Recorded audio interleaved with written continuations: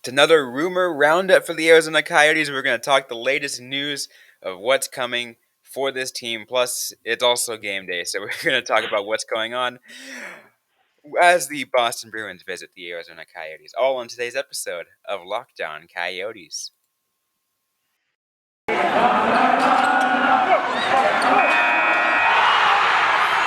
You're Locked On Coyotes, your daily podcast on the Arizona Coyotes, part of the Locked On Podcast Network, your team every day.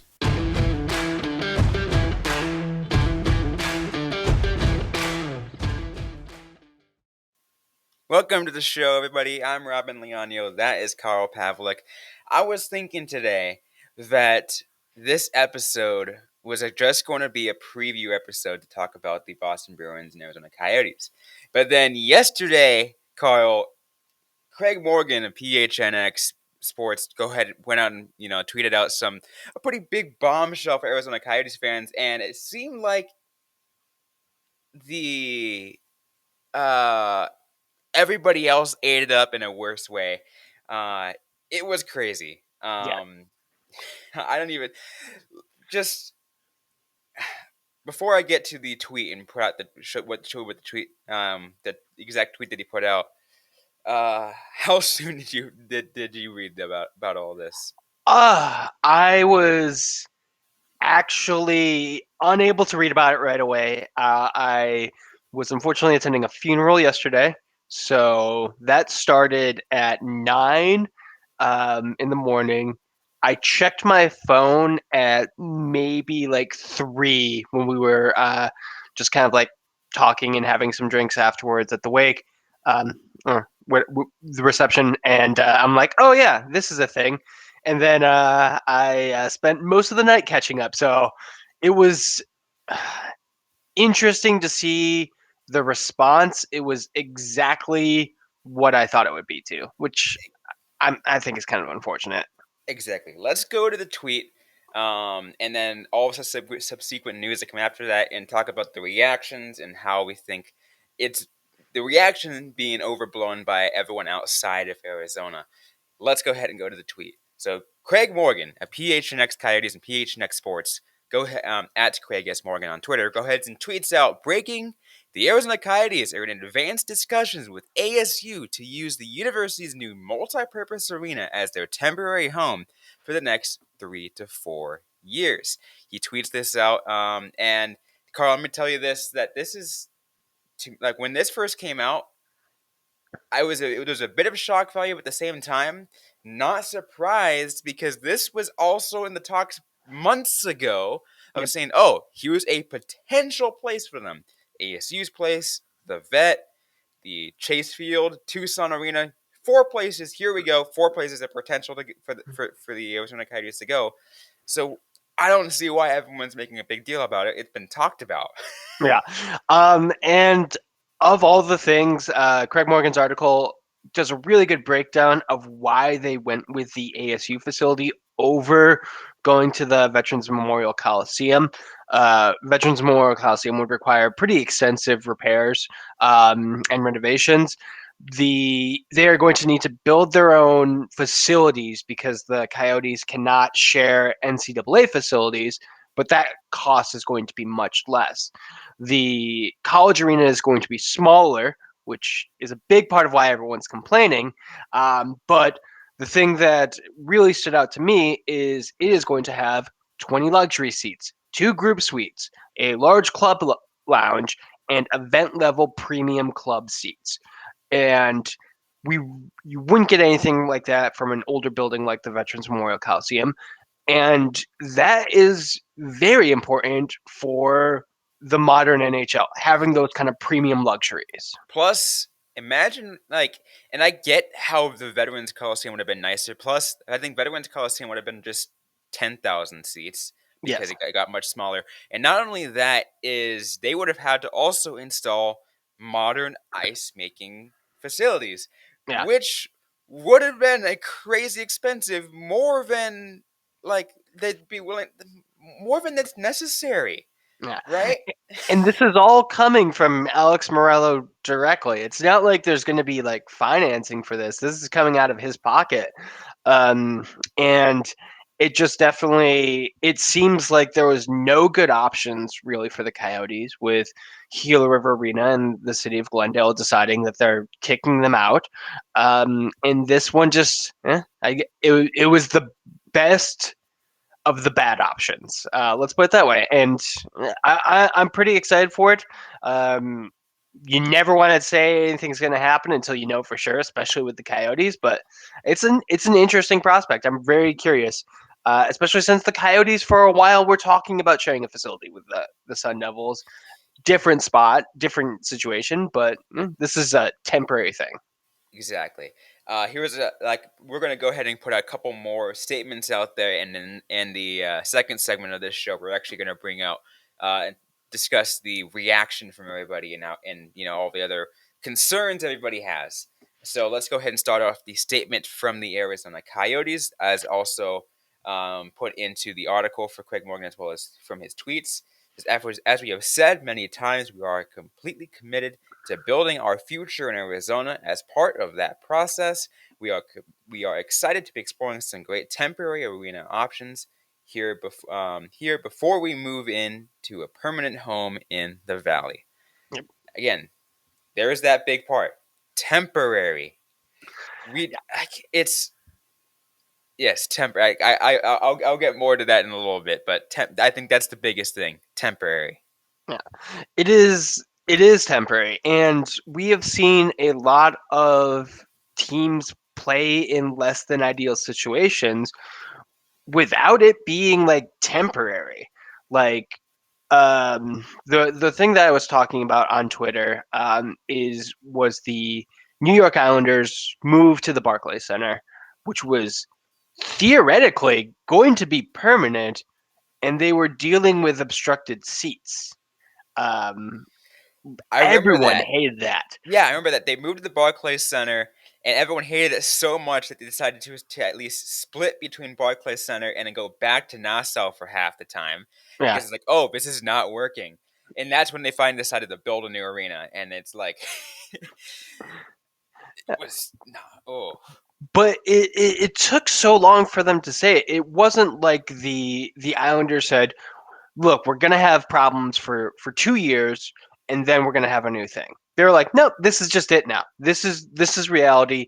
Deal with it. You can't see the seat. You can't watch the game from certain seats." Eh. And the Coyotes, I like that they're just being like, "Look, this is a thing that we are gonna maybe do while it takes to build our arena. There is a timestamp on this. And do not think for a second if there is delays with that arena that they're gonna just move the team someplace else. Because that's always an option. This is never going to be the permanent home for the Coyotes. yeah. And people are acting like it's going to be, and it's crazy. It says 3 to 4 years, so 3 years with the option of adding that fourth, if they needed to. And let's say that the arena takes the Tempe arena, should it be approved, takes an extra year, Yeah. and they can't come to a deal with Arizona State for the extra year. Guess what? At that point, I'm pretty sure because I'm seeing Tucson Arena going through some renovations. I'm Yeah. like, Tucson Arena for 1 year, okay, maybe whatever. Sure. But again, we've as you said, we've seen temporary solutions, and less than ideal temporary solutions, many times before. And it seems that at this point, it almost the deputy commissioner Bill Daley seems like it's not that. It's like it seems like a reasonable plan, right? Yeah. I have the quote right here. While we have arena standards, we would approach the entire situation in a way intended to accommodate the club's need in effectuating a successful transition to a new venue. Um, New venue is key there.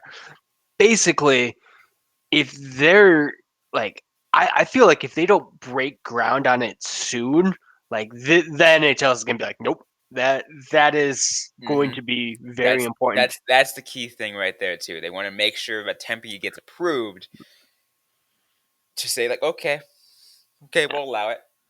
Yeah, this is no one's idea of a permanent solution, and that needs to be kept in mind when discussing it because it really does change everything when you have someone in a team saying like, look, this is 2 years, maybe 3 to 4, but it's not permanent. No one's going to treat it like it's permanent. Um, and also, let's just say this: it's good to have the Coyotes build a relationship with the city of Tempe, especially with the city expressing some concerns about how things went down in Glendale. Hmm. Um, this will hopefully be like, look, there was issues with Glendale. That was Glendale, but we're here now. We're doing all the right things. We're working with Arizona State University, a pillar of Tempe. Like that is a lot of what that city is based on. So yeah, I see this as a win-win for everybody. Absolutely. There was one more statement that was put out, but before we get to that statement, as well as discussing some of the reactions, we have a quick word that Carl would like to share with all of us. Yep, I got a message from our friends at Built Bar. It's the new year, and that means New Year's resolutions. And if yours are about getting fit or eating healthier, make sure to include Built Bar in your plan. Built Bar is the protein bar that tastes like a candy bar, maybe even better than a candy bar. It's really good for you. It only has 130 calories, just 4 grams of sugar, 4 net carbs, 17 grams of protein. I mean, I say really good for you. Compare that to a candy bar. It usually has 240 calories, 30 grams of sugar, and tons of net carbs. And all of that covered in some nice real chocolate. So here's what I want you to do. Go to built.com and use the promo code LOCK15 to get 15% off your order. There's tons of flavors you can choose from: coconut almond, peanut butter brownie, raspberry, cookies and cream, salted caramel, mint brownie, so many more. So just make sure to use promo code LOCK15 for 15% off while looking at built.com. All right, so now let's go to continue this episode of Locked On Coyotes, which we're discussing the the the report that Craig Morgan put out, the Arizona Coyotes, in advanced discussion on making the Arizona State multipurpose arena as their temporary home until they can move into the Tempe Arena just off Rio Salado. And here is the final statement I want to put out before we discuss the reactions of all this. And it's a statement that was put out from Arizona State University CFO Morgan R. Olson that says, if agreement for use of our multipurpose arena is finalized, we would be glad to help the Coyotes by providing a temporary home while their new arena is built just a couple of miles away. Our new multipurpose arena would benefit from the addition of an NHL level enhancements paid for by the Coyotes that would remain with our building. We are beyond excited to open this wonderful new ASU arena. This agreement would just make it even more special. Yep. And Morgan is absolutely right. There's a lot of reports that the Coyotes are going to need to do stuff. They're going to need to bring this up to a specific level that's higher than NCAA. And you know, those fixes and improvements, they're going to stay with the arena. So It's not like the Coyotes are just like, all right, we're done. We're tearing this all down. Like, it's not going to work that way. Come on. move the locker rooms. Just put them on a big truck, ship them a couple miles down Rio Salado. No, that's not how that works. Basically, they're gonna get some free stuff. They're gonna get some money from it. It honestly seems like a win-win. It does. And that's the thing too. We're all seeing all the positives about this, but everybody, and I mean everybody who's not in Arizona, is looking at this in a completely different way. Yep. Right? There's like, oh, 5,000 seats. They're not gonna like. It's like that's not. That's like it's egregiously low. Guess what, everybody? Low capacity state venues have been a thing as temporary venues for other teams and other sports for quite a long time already. Yeah. Let's take a look at just another sport another team just to the west, state west of us in California. The Los Angeles Chargers, it's a football team. Usually, football teams play in stadiums upwards of 70, 80,000 people. This place that they played in for a couple years was for 20,000. Yeah. Like, that is a lot less. And people made fun of him, yeah, but guess what? It worked for that time being. And it's okay. It happens. I mean, if the Coyotes were basically playing in Chase Field, which was one of the other proposals, people would have absolutely made fun of them for that. There would have been no capacity issues because, as we know from every stadium game, you could pack people into baseball stadiums to watch a Mhm. hockey game. It looks like garbage, and everyone hates it, but you can do it. The Tampa Bay Lightning did it for years. They played in a baseball stadium. I feel like this is just like the better option for what is a known issue in sports. Like you need some place to play them while you're waiting for your arena to get built.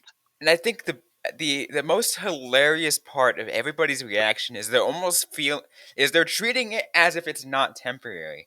Right? Yeah, They're just like, "Oh my god, they're moving here and whatever." And it's like there's just a joke of a franchise, and I'm just like, why do you think that? And it's like, oh, because they're like, and they're moving. Even the ones that do think that do know it's temporary. I saw somebody who tweeted out, it's like, oh, I get maybe 1, 2 years, but 3, 4 years, and I'm just like, you do know they still have to wait for their new place to actually get built, and a full a full like entertainment venue doesn't get built in a year. It yeah. doesn't. So like, what are you thinking? There's also environmental cleanup that is going to need to go into the site because it is Hmm. currently a waste dumping spot. Yes. And the city of Tempe is like, look, we don't want to do that. We want to have a nice multi-purpose event thing in our beautiful lakefront area that doesn't have a lake in it most of the time, in that spot at least. But I understand why they want to do that. I don't. I mean, construction in Arizona tends to go pretty quickly, so like that time frame, I'm like, really, three to four. I feel like you could probably do that quicker, but I am also not a construction person. I'm not an engineer. I'm Well, not an architect. yes, None you're of these right. people are. You are right. Here in Arizona, I have noticed a lot of buildings have taken up, have been built up a lot faster, and I've seen stadiums get built up pretty freaking fast. Yeah. However, remember, keep in mind, this is a full entertainment complex, not just a stadium, but and not just an arena, but also apartments, hotels, shops, Some of that which stuff is going to be in like later phases though. So it isn't all going to be built, but there's but still a lot that's going to be built. yeah, Uh, and again, and that also goes with the remediation part too, where you have to yeah. take care of the compost yard. Um, I mean, you don't want to just build on top of that. That seems like a bad idea. That's how you get mutant hockey games from the there's a which is like a reason why Super there's a reason Nintendo why the game. Coyotes are focusing on, like they said, all right, 1.7 billion to build it, two Yeah, hundred million to remediate it, 200 yeah. million to like. I'm just like, what? Oh my god, this is going to be it's an expensive job. It's very expensive, and eh, luckily Morello is a billionaire. He's got private island money, so I'm fine with it. He can spend his money on it. He can spend his money on it, and we're hoping this gets approved. That way, we see and gets approved fast. That way, people can get off the Coyotes' backs, because it's really annoying me seeing all the people make those kind of comments, right? Because Yeah. I'm just like, it's like you just tweet something out, you read the headline, and you quote tweet it without actually paying attention to the real story and everything and all the backstory behind it. They're just It's a very complicated issue. And unfortunately, one of the things we were talking about this with the Jacob Chikrin trades, like people just don't care enough about the Coyotes in their everyday existence. And then when something happens, they try and play catch up, and they just end up looking extremely ignorant, in my opinion. Yeah. Luckily, there are a few people who are excited for the Coyotes about this. And they're like, you know what? Like, it's still less than ideal, but here's the best part. Like, the coolest thing about it, and I think you mentioned it, how they kind of help the Arizona State build up facilities, but also, as we mentioned, the 5,000 seat capacity. One more thing I will say about that, Carl, is wouldn't you rather have 5,000 seats in a sold out arena, loud as hell, versus 10,000 over in Glendale, where it's like all spread out, you can't really, and it's cavernous and like, Yeah. Or let's be real. Would you rather have a $5,000 sold out arena, or a baseball stadium with 11,000 people and just it's still being completely empty? I think it would be like I a think more really people fun would go to. atmosphere. I think there would still be more people going to Chase if they went there. Um, Probably like out of morbid curiosity. out of the novelty of it. Yeah, Um, Speaking of which, they are just they I saw an article from Jose Romero earlier in the week that said that they're actually in discussion with the NHL on making Chase Field a stadium series venue, which which would be awesome. yeah, and something that we've talked about a lot. I don't think it gets as much attention as, say, Sun Devil Stadium, But which Chase Field is a nice venue. it is. I like the food at Chase Field more than I like the food in Gila River Arena. I will say that. I need to get myself another churro dog. No, you don't. They're Yes, I disgusting. do. Yes, I do. Those are good. So gross. So gross. You know me, I'm just a sweet tooth. I like my sweets. Yeah. No. Try the churro dog if you go to Chase Field, but you only need to try it once, unless you really like sweets like Robin. Also, could try it earlier in the game when they're fresh. Absolutely, try and get as fresh as possible. The one I had was kind of stale. It was not good. Yeah, but they're still good. I like them. Anyways, though, that is going to be our thoughts on the whole temporary venue situation. If we have more, we'll talk about it. But at this time, that's about all we have Yeah. for this I'm topic. sure once it's finalized, we will talk about it more, or if we get more details. But for now, like the report is very comprehensive, and I think we kind of touched on all the key things that we know right now. But The report one, is very comprehensive, and we highly encourage you all to check out Craig Morgan's article. At PHNX. I know they also have a podcast. You can check them out too. We're all about helping grow everybody else around here because we're. yeah, you don't have to listen to their podcast. You can just go read the written article. I know. I'm It just saying they have it. Just read their article. yeah. PHNX is like Playboy. You just read the articles. Oh my god. That's amazing. Anyways, though, we still got more to get to on this episode. It's game day for the Arizona Coyotes, so we still have to talk about that. Talking about, you got the Boston Bruins coming up. We'll give some preview and some predictions, all on that in just a moment. But first, I want to tell you that there might be less football being played in just a little bit, as we're going way more into the playoff season. But BetOnline has way more stuff to bet on for the playoffs, from scored, totals, player performance, props, to where the next fired coach is going to land. BetOnline is the number one spot for all things NFL betting in 2022. And with the new year comes a new desktop and mobile website. To sign up today and receive a 50% welcome bonus on your first deposit. Just use the promo code LOCKEDON to get started. It's not just football that they got, it's also got basketball, hockey, boxing, and UFC odds coverage, and it's the best in the business, from sports right down to your favorite Vegas casino games. BetOnline is your number one online wagering destination. BetOnline, the fastest and easiest way to wager on all your favorite sports and play your favorite games. BetOnline, where the game starts. Okay, so now let's move on to game day for the Arizona Coyotes. It is the Boston Bruins at the Arizona Coyotes. Coyotes coming home from their road trip. Didn't do so well on the road trip, but now they're finally back home. They have a back-to-back set of home games, starting with the Boston Bruins. Let's talk about that. How do you think this game's going to go? Not good. Uh, let's be real. The Coyotes faced some very tough competition this past week. The New York Rangers and Pittsburgh Penguins are two of the top teams of the Metro. The Bruins are not necessarily a top team, but they are still very good. They seem to be comfortably cruising into a wild card spot with the East kind of separating itself into good teams and bad teams.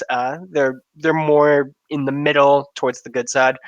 But a thing that really made me nervous was I looked at their last game, 4-3 overtime loss to the Colorado Avalanche. Avalanche score the first goal.